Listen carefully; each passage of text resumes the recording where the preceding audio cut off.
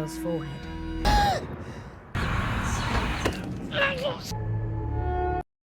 Welcome dear Hindi rockers, आपको दिखाने जा रहे हैं एक फॉक हॉरर यानी हॉरर से भरी एक लोक कथा जिस पर ये मूवी आधारित है। मूवी का नाम है मोलॉग। ज्यादा डर लगे तो एक आंख बंद करके या चुप करके देख लेना, लेकिन पूरी वीडियो जरूर देखना, ओके। और अगर अभी तक आपने चैनल को सब्सक्राइब नहीं किया है तो अभी कर दीजिए और बेल आइकन को दबाना मत भूलेगा। और चैनल को आप इन प्लेटफॉर्म्स पर फॉलो कर सकते हैं। अब चलते हैं मूवी के अंदर। मूवी की शुरुआत में रात के अंधेरे में घने जंगल और दलदल के बीच एक घर को दिखाते हैं। दीवार पर एक फोटो दिखाया जाता है। इसमें एक छोटी लड़की अपनी माँ और नानी के साथ खड़ी होती है। इस तरह की और भी कई फोटोज होती हैं जिसमें अलग अलग औरतें हैं, यानी ये इस परिवार का पुश्तैनी घर है जो माँ के बाद बेटी को और उसके बाद उसकी बेटी को मिलता है। घर के बेसमेंट में एक बच्ची अपने पालतू चूहे को खाना देती है, तभी ऊपर एक औरत चिल्लाती है और दीवार पर खून बहने लगता है। बच्ची डर जाती है। यहाँ सीन कट करके 30 साल के बाद उसी लड़की को दिखाते हैं जिसका नाम है बेनिटा। बेनिटा का पति मर गया है और वो एक सिंगल मदर है। अपने घर से दूर वो सिटी में अपने बॉयफ्रेंड से मिलने आई हुई है। उसे तो अपनी बेटी मलिशा को स्कूल से पिकअप भी करना था, लेकिन वो तो भूल गई। लेकिन इतने में बेनिटा की माँ उसे पिकअप कर लेती है। अब बेनिटा अपनी कार में घर लौट रही होती है तो रास्ते में एक आदमी को देखती है। वो पुराने कपड़े बैग्स वगैरह उठाकर कहीं जा रहा होता है। बेनिटा अब घर पहुंचती है और यहाँ मूवी का टाइटल मोलोग डाल के होती है मूवी शुरू।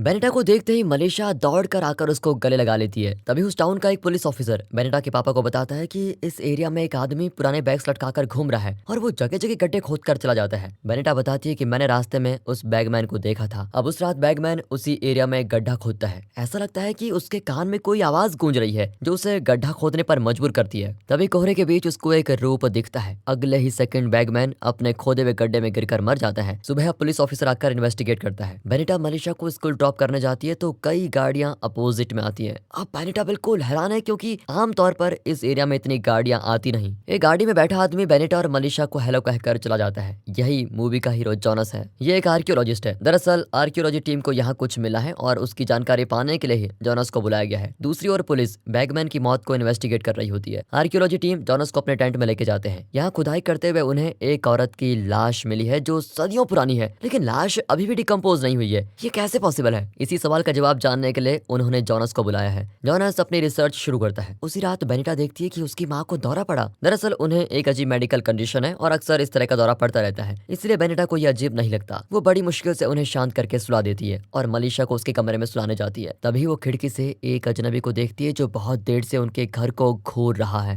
वो परेशान होकर अपने पापा को बताती है। वो कहते हैं कि शायद वो आर्कियोलॉजी टीम का आदमी होगा, मैं उनसे कल निपटता हूँ, ठीक है तुम सो जाओ। अगली सुबह पापा सच में जाकर जॉनस को डांटने लगते हैं कि आप लोगों की खुदाई उस तरफ चल रही है तो आपके आदमी मेरे घर के पास क्यों आ रहे हैं। इतने में बेनिटा आकर उन्हें रोकती है। जॉनस माफी मांगता है कि देखिए, अगर हमारा कोई आदमी गलती से यहाँ पर आ गया हो तो मुझे उसका अफसोस है, आगे से ऐसा कुछ भी नहीं होगा। जॉनस जरा भी गुस्सा नहीं होता और ये बात बेनिटा को काफी पसंद आती है। तो पूछती है क्या यहाँ कोई खजाना मिला है जिसे आप खोद रहे हैं। जॉनस हंसकर कहता है कि आर्कियोलॉजी वालों के लिए तो मिट्टी का बर्तन भी खजाने के बराबर होता है। अगले दिन बेनिटा अपनी माँ को डॉक्टर के पास लेके जाती है। दरअसल हर चेकअप में सब कुछ नॉर्मल होता है, लेकिन फिर भी उन्हें दौरे पड़ते ही रहते हैं। यहाँ मलिशा अपने दादू के साथ गप्पे लड़ा रही होती है। दादू ने घर के आसपास के पेड़ों में मोशन सेंसर कैमरा लगाया हुआ है क्योंकि यहाँ अजनबी लोग घूम रहे हैं और जंगली जानवर भी आते रहते हैं। अगर एक छोटा सा मूवमेंट भी हुआ तो ये कैमरा उसकी फोटो क्लिक कर लेगा। इस तरह वो मलिशा को एक्सप्लेन करते हैं। उसी रात बेनिटा की माँ कहती है कि तुम मुझे लेकर टेंशन मत लो, वैसे भी तुम्हारी अपनी प्रॉब्लम्स क्या कम है। ये सुनकर तो लगता है कि बेनिटा को माँ की सेहत के अलावा और कोई परेशानी खाई जा रही है। वो टाउन के एक बार में जाकर ड्रिंक करती है। इत्तेफाक से जॉनस भी वहाँ पर आता है। दोनों कैजुअली बातें करते हैं। जॉनस आम लोगों की अजीब बिहेवियर की बात करता है। बेनिटा कहती है कि मेरी माँ भी ऐसी स्टूपिड चीजें करती है। रेस्टोरेंट से फ्री शुगर पॉकेट्स उठाकर घर लेके आ जाती है। स्टैम्प कलेक्शन की तरह शुगर पैकेट्स को कलेक्ट करती है, पता नहीं क्यों।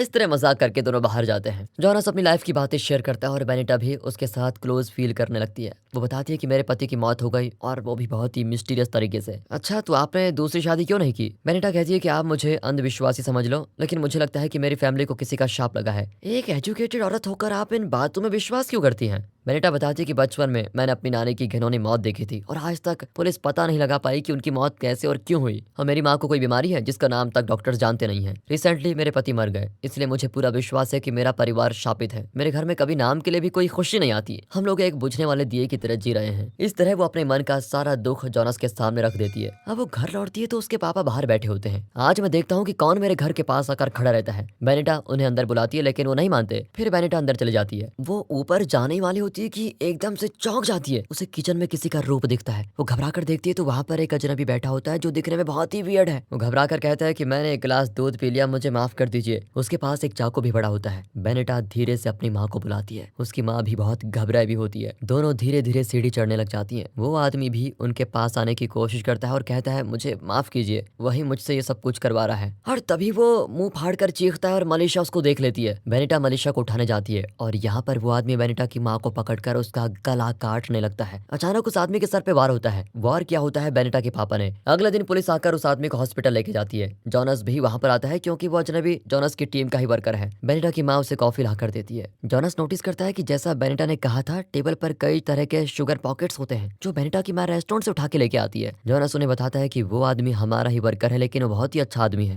मुझे विश्वास नहीं होता कि वो इस तरह घर में घुसकर आप पर अटैक करना चाहता था। अब बेनेटा जॉनस को ऊपर लेके जाती है और रोती भी कहती है कि मैं तो पहले ही कह चुकी हूँ कि मेरा परिवार कभी खुश रह नहीं सकता, हमें शाप लगा है। नीचे उसके पापा कहते हैं कि ऐसी ऐसी अनहोनी बातें हो रही है कि अब यहाँ रहना बिल्कुल भी सेफ नहीं है। लेकिन उसकी पत्नी कहती है कि इस घर के अलावा हमारे पास बचा ही क्या है, हम कहाँ जाएंगे। ये कहकर वो अंदर जाती है तो अचानक उन्हें वही पुराना दौरा पड़ता है और वो बेहोश। बेनेटा फिर उन्हें हॉस्पिटल लेके जाती है, लेकिन सब कुछ नॉर्मल होता है। हॉस्पिटल के बाहर जॉनस की कार खड़ी होती है। शायद वो अपने वर्कर से मिलने आया होगा जिस पर बेनेटा के पापा ने वार किया था। बेनेटा उस आदमी को देखने जाती है। वो आदमी बहुत ही बुरी हालत में होता है और उसके पास उसका परिवार खड़ा है। अचानक सबसे छोटी लड़की बेनेटा को मुड़कर देखती है और उसे घूरने लगती है। बेनेटा घबराकर लिफ्ट के पास आ जाती है। लिफ्ट के बंद होने से पहले वो छोटी लड़की अचानक अंदर घुस जाती है। वो बेनेटा का हाथ पकड़कर रोमानियन भाषा में कुछ कहती है, नू अमूरिद। फिर वो बार बार वही शब्द मंत्र की तरह कहती जाती है। बेनेटा को उसकी भाषा बिल्कुल भी समझ में नहीं आती। वो देखती है कि लिफ्ट में उसका रिफ्लेक्शन दिख रहा है, लेकिन उसके पीछे एक डरावना रूप खड़ा है। बेनेटा जान हथेली में लेकर वहां से भागती है और किसी तरह कार तक पहुंच जाती है। फिर वो नू अमूरिद का ट्रांसलेशन देखती है। नू अमूरिद का मतलब है वो अभी मरी नहीं। बेनेटा चौंक जाती है। तभी जॉनस वहां कर बताता है कि उस आदमी को अभी तक होश नहीं आया। कल तुम्हारे घर में घुसने से पहले उसने आर्कियोलॉजी साइट के पास एक बड़ा गड्ढा खोदा था। उस रात बेनेटा और जॉनस बार में मिलते हैं। बेनेटा दूसरे टेबल पर बैठे एक बुजुर्ग को देखती है और कहती है कि इनका बेटा ही बैगमैन था और मरने से पहले उसने एक बड़ा गड्ढा खोदा और फिर उसी में गिर के मर गया। कल आपके वर्कर ने भी ऐसा ही गड्ढा खोदा और हमारे घर में घुसा। आपकी आर्कियोलॉजी टीम भी उसी एरिया में गड्ढा खोद रही है। आखिर आप लोग ढूंढ क्या रहे हैं? जॉनस बताता है कि उस जगह पर हमको एक औरत की लाश मिली है जो लगभग 100 साल पुरानी है, लेकिन वो लाश बिल्कुल भी डिकम्पोज नहीं हुई। हम उसी का रहस्य पता लगाने की कोशिश कर रहे हैं। अब बेनेटा और जॉनस बैगमैन के पिता के पास जाते हैं क्योंकि वो उस एरिया में सबसे बुजुर्ग हैं और उन्हें जरूर कुछ पता होगा। वो उन्हें एक कार्ड देते हैं जिसपे फेक करके कुछ लिखा है। वे पूछते हैं क्या तुम लेजेंड ऑफ फेक की कथा जानती हो? बेनेटा ने फेक की कहानी सुनी थी। तो क्या हेलन ही इन आदमियों को गड्ढा खोदने पे मजबूर कर रही है? जॉनस की तो कुछ भी समझ में नहीं आता कि ये क्या बातें कर रही है। बैगमैन के पिता कहते हैं कि तुम मेरे घर आ जाओ, वहीं डिस्कस करते हैं, अभी मुझे डिस्टर्ब मत करो। जॉनस और बेनेटा अब घर जा रहे होते हैं। जॉनस के पूछने पर बेनेटा फेक की कहानी बताती है। हमारे यहाँ बच्चों को डराने के लिए एक कहानी बताई जाती है कि इस एरिया में आने वालों के कान में हेलन नाम की औरत कुछ विस्पर करती है कि ये करो वो करो, और उसी कहानी में फेक नाम की गुलाम थी जिसके साथ हेलन के पति का अफेयर था। जॉनस हंस पड़ता है कि तुम इन बचपन की कहानी में विश्वास करती हो क्या? बेनेटा गुस्से में कार से उतर कर चली जाती है। जॉनस अब अपने कैंप में जाता है तो उसकी टीम बताती है खुदाई में मिली लाश के जबड़े से लेकर छाती तक एक बड़ा कट है, लेकिन अब इसी तरह की 5 और लाशें मिली हैं। टीम का एक मेंबर जिसने चश्मा पहना होता है वो बहुत ही थका है और जॉनस उसको आराम करने को कहता है। यहाँ पेड़ पर लगे मोशन सेंसर कैमरा को दिखाते हैं जो कि किसी मूवमेंट को सेंस करके क्लिक करता है। बेनेटा सोने जाती है कि अचानक एक डिस्टर्बिंग आवाज आती है और खिड़की पर एक परछाई दिखती है। बेनेटा घबरा कर मुड़ती है तो उसकी माँ खड़ी होती है। माँ, तुमने तो मुझे डरा ही दिया था। अरे बेटा, तुम इतनी टेंशन में क्यों होती हो, मैं तो पानी पीने आई थी। ये कहकर वो चली जाती हैं। अगले दिन बेनेटा के पापा पुलिस ऑफिसर को कैमरा से ली एक फोटो दिखाते हैं जिसमें पत्तों के बीच एक चेहरा दिखता है। वे कहते हैं कि 30 साल पहले जो कुछ हुआ वही आज रिपीट होता हुआ दिखाई दे रहा है, हमें सावधान रहना होगा। इन दोनों के बीच जरूर कोई सीक्रेट बात चल रही होती है, लेकिन फिलहाल वो बात रिवील नहीं की जाती। मनीषा के स्कूल में कल्चरल प्रोग्राम चल रहा होता है तो बेनेटा, उसकी माँ, पापा सब उसको देखने जाते हैं। यहाँ जॉनस उन 5 लाशों की जांच कर रहा होता है। उसकी असिस्टेंट लीजेंड ऑफ फेक की कहानी पढ़कर सुनाती है और इसी कहानी को वहाँ मनीषा स्कूल ड्रामा में परफॉर्म करती है। इसी के जरिए हमें फेक की कहानी दिखाई जाती है।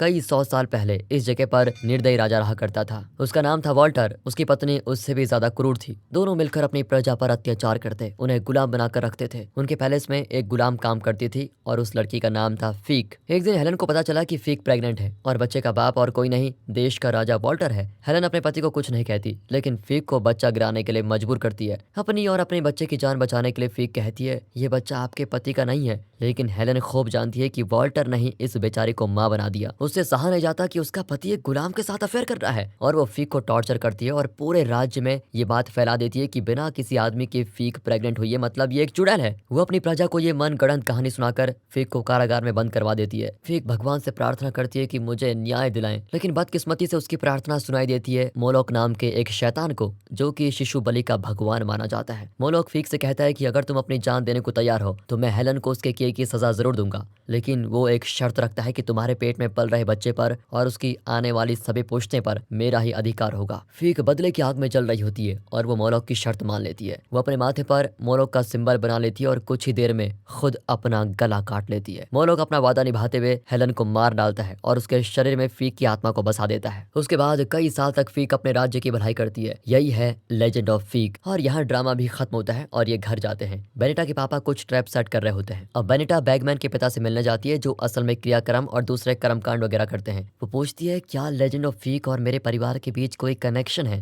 वो बेनिटा को एक कमरे में लेके जाते हैं, उसे हिप्नोटाइज करते हैं। उसे बचपन की यादें आती हैं कि वो बेसमेंट में खेल रही थी। ऊपर उसकी नानी की चीख आई और बाद में पता चला कि जिस तरह फीक ने अपना गला काट लिया था, उसी तरह बेनिटा की नानी भी अपना गला काट कर मर गई थी। ये दृश्य देखकर बेनिटा चौंक कर आंखें खोलती है। फिर वो जल्दी जल्दी जोनस के कैंप में जाकर उन लाशों को देखती है और पांचों की पांचों औरतों की ही लाशें हैं। हर औरत ने उसी तरह से अपना गला काटा होता है। अब बेनिटा घर आकर अपनी चीजें पैक करती है और अपनी माँ को भी तैयार होने को कहती है। उसकी माँ पूछती है कि हम कहाँ जा रहे हैं बेटा। बेनिटा उन्हें पूरी बात बताती है कि सदियों से हमारे परिवार की औरतें खुद अपना गला काट कर मर रही हैं। आर्कियोलॉजी साइट पर हमारी 5 पुश्तों की औरतें की लाशें मिली। इस शाप का अगला टारगेट तुम हो माँ, और तुम्हारे बाद मैं। अब चलो यहाँ से। ये सुनकर तो उसकी माँ का चेहरा एकदम से बदल जाता है। यहाँ जोनस के कैंप का आदमी जो आराम करने गया था, वो एक पजेस्ड आदमी की तरह बेनिटा के घर की ओर आता है, लेकिन पापा के सेट किए हुए ट्रैप से उसे शॉक लगता है और वो नीचे गिरता है। पापा को तसल्ली होती है कि उन्होंने अपने परिवार को बचा लिया, लेकिन तभी उन्हें फील होता है कि उनके पीछे कोई खड़ा है। वो मुड़कर देखते हैं तो वहाँ कई आत्माएं होती हैं। उनमें से एक है उनकी पत्नी की आत्मा। अगर इनकी पत्नी मर चुकी है तो जो घर पर है वो कौन है। अब कहानी एक भयानक मोड़ ले लेती है।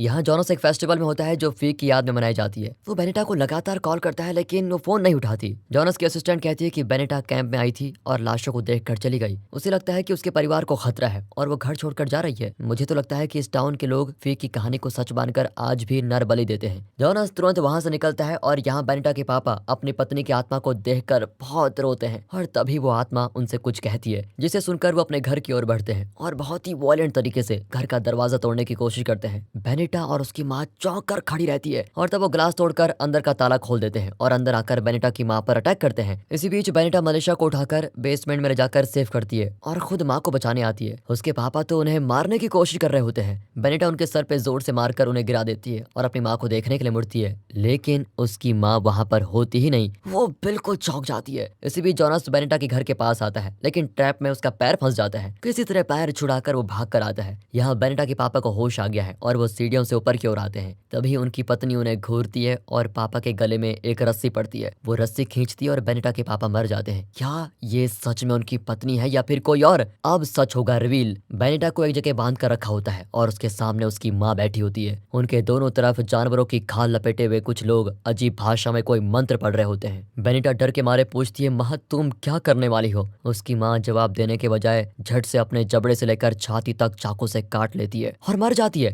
बेनिटा घबराकर चिल्लाती है और तभी उसकी माँ के गले से एक हाथ निकलता है। वो हाथ एक डरावने रूप का है और यही है वो खतरनाक शैतान जिसका नाम है मोलोक। यही बेनिटा के परिवार की औरतों को पीढ़ी दर पीढ़ी बलि चढ़ा रहा था। ऊपर से बेनिटा की चीख सुनकर मलेशिया बहुत ही डर जाती है। इतने में जोनस वहां पर आता है और बेनिटा की माँ की घिनौनी मौत देखकर वो भी चौंक जाता है। वो बेनिटा को खोल देता है और दोनों मलेशिया को बेसमेंट से निकालते हैं। यहाँ पर सीन कट होता है। कुछ दिनों के बाद बेनिटा एक रेस्टोरेंट में जोनस से मिलती है। वो बेनिटा और मलेशिया की सेफ्टी के लिए उन्हें अपने गेस्ट हाउस में रहने का सुझाव देता है, लेकिन बेनिटा मना करते हुए कहती है कि मैं अपने घर को छोड़कर नहीं आना चाहती। आप फिक्र मत कीजिए, आप अपनी लाइफ पर ध्यान दीजिए। जोनस नोटिस करता है कि जाते वक्त बेनिटा अपनी माँ की ही तरह कॉफी ट्रे से शुगर पैकेट उठाकर रख लेती है। जोनस ये देखकर हैरान हो जाता है कि अपनी माँ की तरह ये बिहेव क्यों कर रही है। उस रात बेनिटा मलेशिया के साथ बैठकर कहानी सुना रही होती है, लेकिन तभी घर के बाहर का दृश्य देखकर हमारे हाथ पैर ठंडे पड़ जाते हैं। कई आत्माएं घर के बाहर खड़ी हैं। एक आत्मा विंडो के पास खड़ी होती है और यह है बेनिटा की आत्मा। उसकी नजरों से दिखाया जाता है कि अंदर मलेशिया के पास बैठी हुई औरत बेनिटा नहीं है, बल्कि बेनिटा के रूप में मोलोक है। अब आप समझ गए होंगे कि मोलोक इस परिवार के साथ क्या कर रहा है। अगर नहीं समझे तो शॉर्ट में समझाता हूँ। दरअसल लेजेंड ऑफ फीक के अनुसार फीक ने हेलन से बदला लेने के लिए मोलोक नाम के शैतान से मदद मांगी। मोलोक ने फीक का काम तो किया, लेकिन बदले में उसने फीक की आने वाली सभी पुश्तों की औरतों को मारकर उनके शरीर में खुद रहने का हक मांगा। असल में बेनिटा, उसकी माँ और नानी ये सभी फीक की संतति हैं और बेनिटा खुद भी इस शाप का शिकार हो गई। मोलोक फीक के वंश में जन्म लेने वाली हर औरत को मारकर उसके शरीर में 30 साल तक रहता है। उसके बाद उसकी कोख से जन्मी लड़की को मारकर उसके शरीर में घुस जाता है। इस तरह वो कई 100 साल से इस परिवार के औरतों के शरीर में जिंदा है। अब उसने बेनिटा को मारकर उसका शरीर ले लिया। 30 साल के बाद जब मलिशा बड़ी होगी तो मोलोक उसकी जान लेकर उसके शरीर को अपना लेगा। लेकिन बैगमैन, जोनस की टीम का मेंबर, ये लोग गड्ढा क्यों खोद रहे थे और वे बेनिटा के घर में घुसने की कोशिश क्यों कर रहे थे? दरअसल मोलोक ने फीक की प्रार्थना सुनकर हेलन को मार डाला। हेलन की आत्मा मोलोक को खत्म करना चाहती है, इसीलिए वो उस जगह के आदमियों को भड़काकर उन औरतों को मारने की कोशिश करती रहती है जिनके शरीर में मोलोक बसा हुआ है। इसीलिए वे बेनिटा की मां को अटैक करने आ रहे थे, क्योंकि 30 साल पहले ही बेनिटा की मां मर गई थी, लेकिन उनके शरीर में मोलोक जी रहा था। अब वो बेनिटा के शरीर में जी रहा है। मोलोक शरीर बदल बदल कर जीता रहेगा और हेलन उसे खत्म करने की कोशिश करती रहेगी। और इसी के साथ ये मूवी यहाँ पर खत्म होती है। इस मूवी की कहानी ने तो मेरा दिमाग ही मोड़ कर रख दिया। क्या आपको भी ऐसा लगा? जल्दी से कमेंट करके बताइएगा। और अगर वीडियो अच्छी लगी हो, स्टोरी अच्छी लगी हो, एक्सप्लेनेशन अच्छा लगा हो तो ज्यादा से ज्यादा शेयर कीजिए। वीडियो को लाइक